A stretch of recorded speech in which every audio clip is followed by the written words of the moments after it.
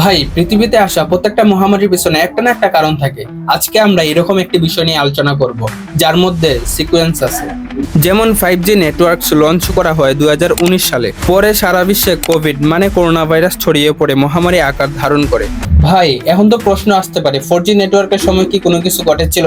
Right, 4G network 2009 সালে মার্কেটে আসে। তারপর ওই বছরেই সোয়াইন ফ্লু প্যান্ডামিক ছড়িয়ে পড়ে। এখন তাহলে 3G নেটওয়ার্কের প্রসঙ্গ এমনিই চলে আসে।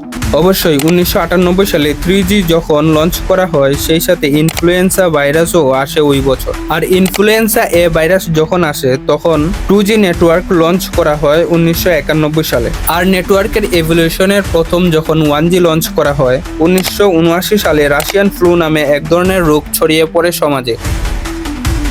এর ধারায় আপনি কি কিছু বুঝতে পারছেন? যখনই ইলেকট্রোম্যাগনেটিক সেক্টরে আপডেট এসেছে, তখনই মানুষের মাঝে কোনো না কোনো মহামারী ছড়িয়ে পড়েছে। তাহলে এবার চিন্তা করেন 6G কখন আসতেছে? 2030 সালে। তার মানে 30 সালেও কি কোভিডের মতো মহামারী কোনো কিছু ছড়াবে?